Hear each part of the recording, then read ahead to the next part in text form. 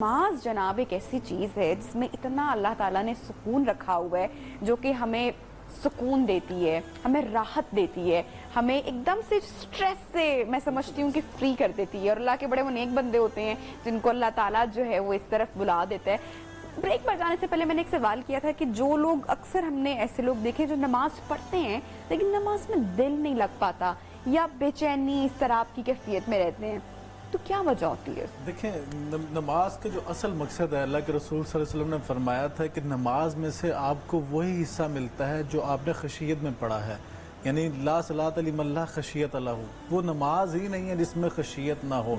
अब योगा के डॉक्टर साहब बात कर रहे थे, वो जो आप बात कर रही हैं, इन दोनों को रिलेट किया जाए नमाज से तो बड़ी खूबसूरत एक वजाहत आती है कि योगा के अंदर आप देखें कंसंट्रेशन होती है कि आपकी एक पॉइंट के ऊपर आपने रखना है, बाकी सारी चीजों को छोड़ देना। नमाज में भी अल्लाह के रसूल सल्लल्लाहु अलैहि वसल्लम नमाज ऐसे पढ़ो कि आप अल्लाह को देख रहे हो। अगर आप इस मुकाम पे नहीं आए हो कि आपके अंदर ये कैफियत पैदा हो जाए कि आप अल्लाह को देख रहे हो, कम से कम ये कैफियत जरूर पैदा करो कि अल्लाह आपको देख रहा है।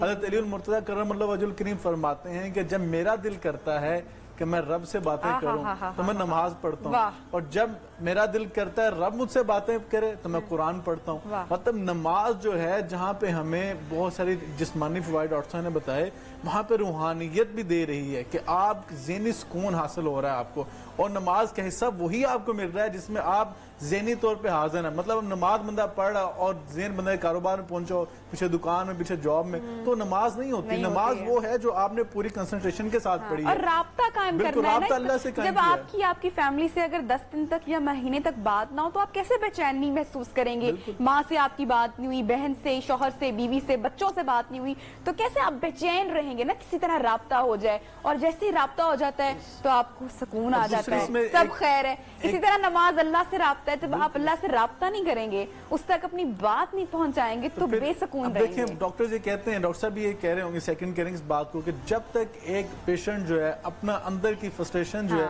वो निकाल लेता, बच्चा अपना सारा गुबार निकाल लेता, बिल्कुल ऐसे, तो तब तक आप रिलैक्स नहीं होते। अल्लाह के सामने दुआ के अंदर बंदा जब गिड़गिड़ाता है अल्लाह के सामने, अपना सारा दुख दर्द अल्लाह के आगे रखता है, खाली हो गया, इंसान बिल्कुल हल्का फुल्का हो जाता है। और इसी तरह नमाज के अंदर एक अहम चीज मैं बताना चाहता हूँ कि जब इंसान खाना खाता है, डॉक्टर साहब इसको बताएंगे कि कोलेस्ट्रोल जो है इंसान का बढ़ जाता है बहुत ज्यादा। और आम एक बॉडी में 150 से 250 मिलीग्राम के दरमियान में कोलेस्ट्रोल होता है, लेकिन जब नमाज बंद खाना खाता है तो कोलेस्ट्रोल बढ़ जाता है। अब देखें, जो नमाजें हैं, फजर की नमाज, असर की नमाज और मगरिब की नमाज, इनकी रकात कम है।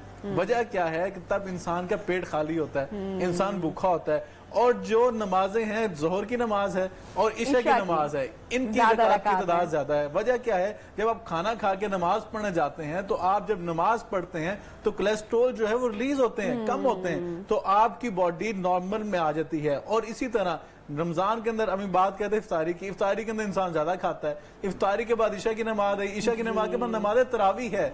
नमाज तरावी जब बंदा पढ़ता है कि जो सारा दिन भूखा रहता है, उसके बाद इंसान ने पेट भर के खाया, और बिल्कुल हर चीज में हिकमत है, यानी कि इस्लाम ने तो हर चीज के अंदर इंसान के जो भी हुक्म दिया उसमें कोई ना कोई मसलहत, कोई ना कोई इंसान के नफा जरूर मौजूद है।